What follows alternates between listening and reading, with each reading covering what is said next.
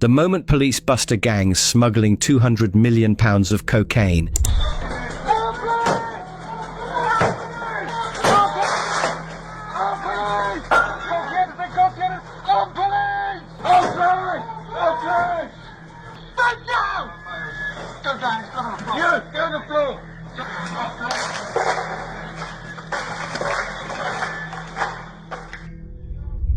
on the surface, it looked like just another shipment of fruit, 41 pallets of bananas shipped from Colombia and delivered to a warehouse in North London. Nothing unusual, nothing to raise suspicion. But inside those crates was one of the biggest cocaine hauls the UK had ever seen. By the time the shipment reached Tottenham, the drugs were already gone. Border officers had intercepted the consignment days earlier. 2.3 tons of high-purity cocaine with a street value of up to £200 million. What they left behind was bait. A silent sting, carefully laid to catch the gang responsible. The men behind it had gone to extreme lengths to stay hidden. They used a real company, Agro Food Limited, as cover. They wore high-vis jackets, installed tinted security glass, and ran their warehouse like any other food importer. But behind that front was an international trafficking network, organized, well-funded, and deeply embedded. At the center was Petko Jutev, a Bulgarian national who had only just arrived in the UK. He wasn't just a warehouse manager, he was the key link between the Colombian source and the UK market. Around him, a tight circle of Albanian and Italian nationals handled transport, logistics, and security. What police uncovered wasn't just a one-off smuggling job, it was a carefully built supply chain, designed to move cocaine across the UK, box by box, under the cover of everyday business. And it very nearly worked. The operation was calculated, confident, and completely illegal. At its core was Petko Jutev, a 39-year-old Bulgarian national who had arrived in the UK just weeks earlier, but he hadn't come to find work or build a new life.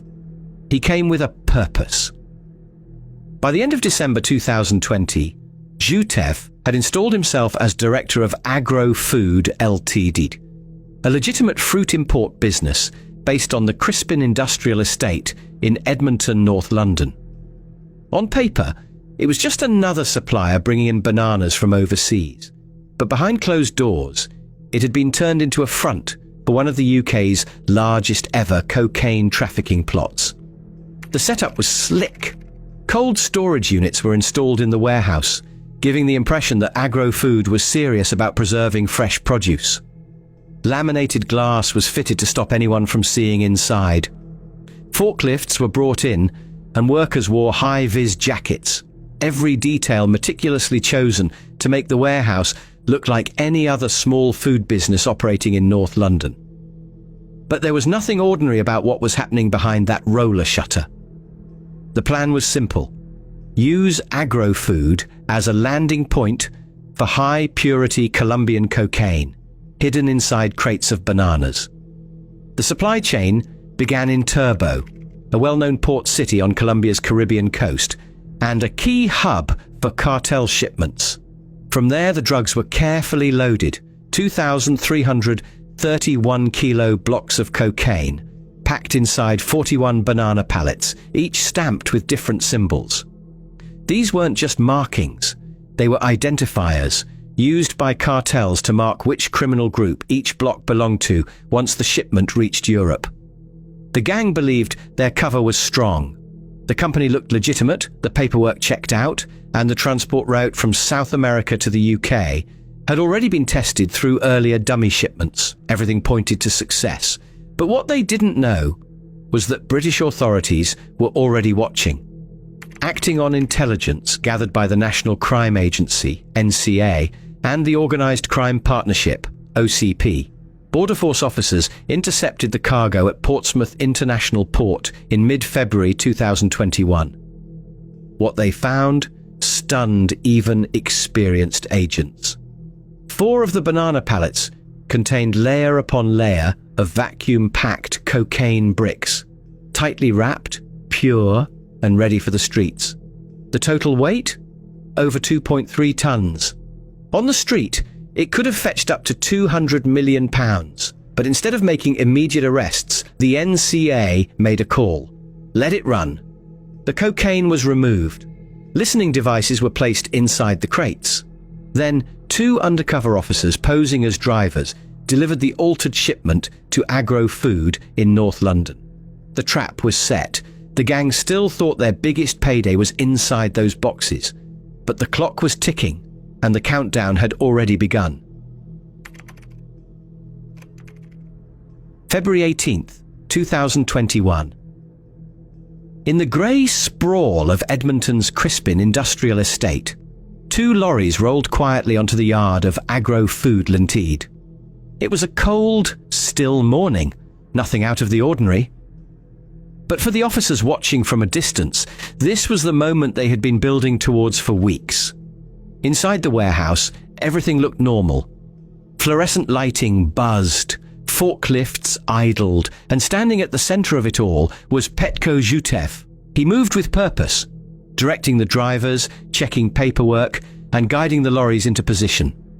To anyone passing by, it was just another day at a North London fruit importer. But Zhutev had no idea that the biggest delivery of his life had already been intercepted. The 41 banana pallets he was signing for didn't contain cocaine.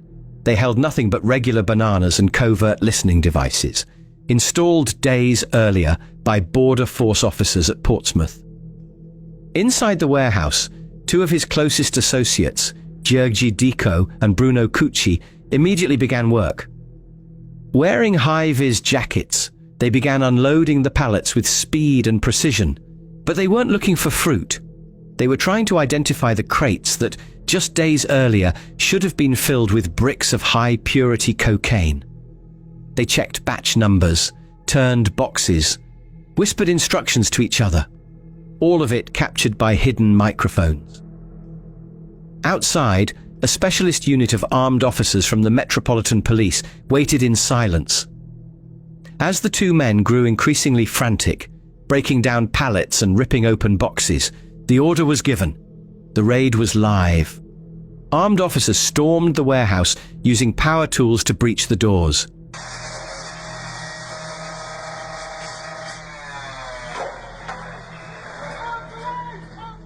Within seconds, the operation unraveled. Zhutev, Diko and Cucci were arrested on the spot.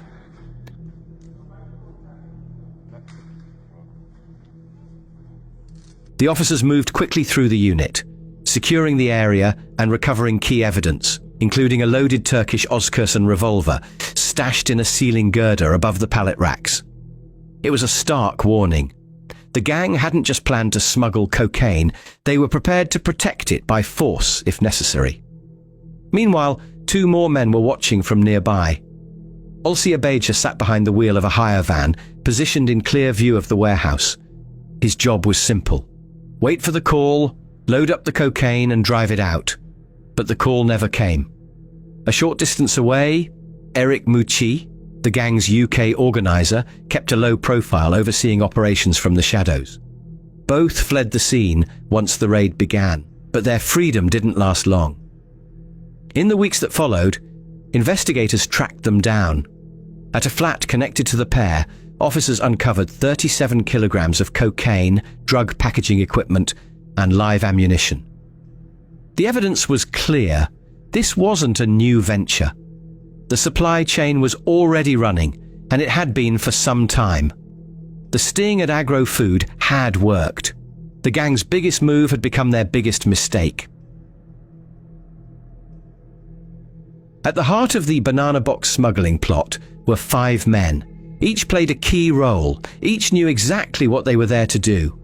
Together they formed a disciplined, structured network that operated more like a covert business unit than a street gang, carefully managing logistics, distribution and security in one of the most ambitious cocaine importation attempts ever seen in the UK.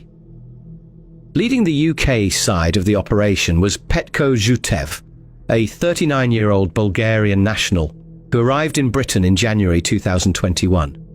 Just weeks after entering the country, he became the director of Agro Food Ltd, a long-standing fruit import business based in Edmonton, North London. It was a perfect cover.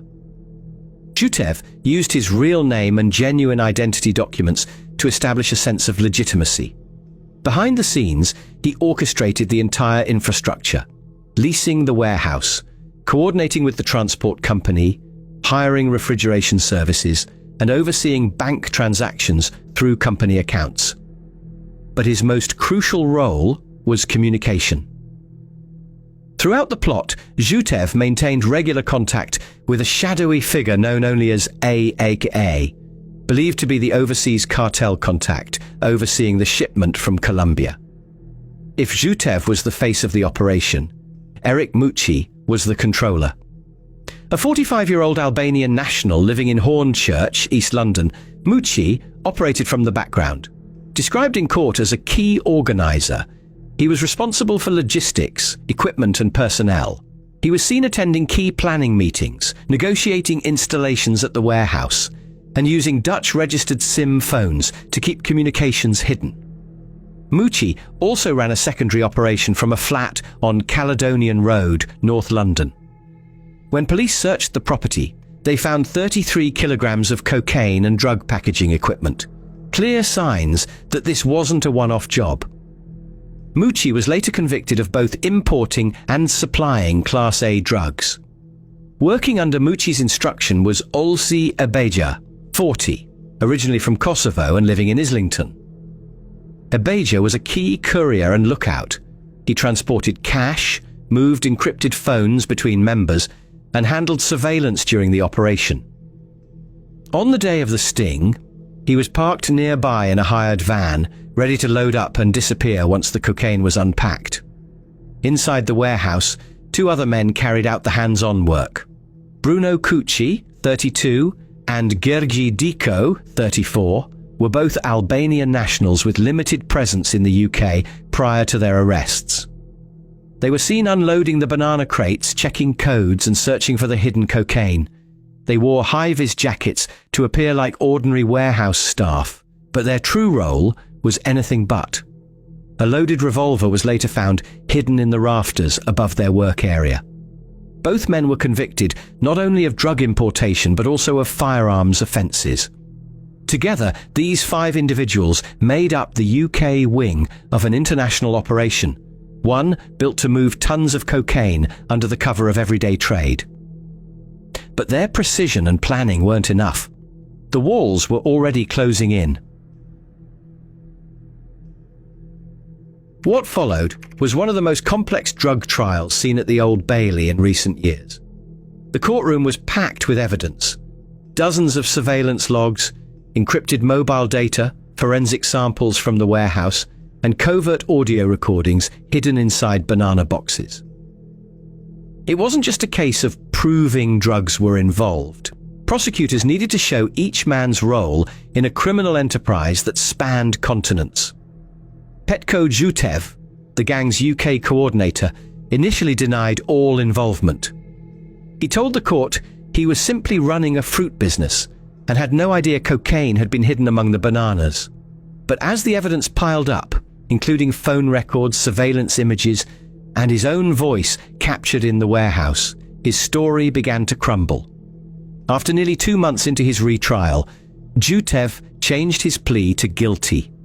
Judge Rebecca Trowler, KC, made it clear that while he hadn't sourced the cocaine himself, he had been the key player on British soil. He arranged the premises, managed payments, received the shipment, and coordinated with other gang members. For that, he was sentenced to 27 years in prison. Eric Mucci, described as one of the main organisers, faced even harsher consequences. Found guilty of both importing and supplying Class A drugs, Mucci was shown to be involved in more than just this shipment. He had been running a secondary operation from a flat in Caledonian Road, where police discovered 33 kilos of cocaine and packaging materials. His role in both planning and distribution marked him as central to the supply network. The judge handed him 33 years, one of the longest UK sentences for a non-violent drug offence. Olsi Ebeja, who acted as the courier and lookout, was found guilty of importation and jailed for 17 years. Though he wasn't in the warehouse, he was close by, waiting to collect the shipment. Surveillance showed he was in regular contact with Mucci during the operation. Gheorghe Dico and Bruno Cucci, the warehouse workers seen unloading pallets and searching for the cocaine, were each sentenced to 18 and 21 years respectively. Both were also convicted of firearms offences after a loaded revolver was recovered above the pallets, proof that this was a gang prepared to use violence if needed. In total, the 5 men received 116 years in prison. As Judge Trowler told the court, this wasn't a one-off. It was an organised, layered and professional criminal network, built for profit and operating in plain sight. The collapse of the Banana Box gang wasn't just the end of a smuggling operation. It was a warning shot to organised crime networks across the UK and beyond. For all their planning, for all the money spent on specialist equipment, dummy companies and encrypted phones, the gang made one fatal error. They underestimated how closely they were being watched. The seizure of 2.3 tons of cocaine didn't just stop a single shipment. It dismantled a supply chain that could have fed hundreds of street-level dealers across London and beyond. The drugs, once cut and distributed, were estimated to be worth more than £200 million on the street. That's millions of pounds in profit taken off the table and untold damage to criminal groups further down the chain. More importantly, the case exposed the methods now being used by high-level traffickers. No longer relying on back-alley handovers or high-speed car chases, today's criminals are embedding themselves in the everyday. They're buying up failing businesses, blending in with workers, and using commercial transport routes to move product with as little attention as possible. Agrofood Ltd looked like any other small import company, but behind the roller shutters, it was a nerve centre for drug distribution on an international scale. What this investigation also made clear is the level of coordination now required to bring these operations down. The joint work between Border Force, the National Crime Agency, and the Metropolitan Police was painstaking, from the intelligence gathering to the audio surveillance to the final raid in Edmonton. It was a masterclass in patience, precision, and planning. In the end, it wasn't violence or rivalry that brought this gang down. It was timing, a well-executed sting, and a team of officers who knew when to move. As Judge Trowler put it, this was an enterprise, a cold, calculated attempt to flood the UK with cocaine, hidden in plain sight. But in this case, the only thing the gang truly managed to import was their own downfall.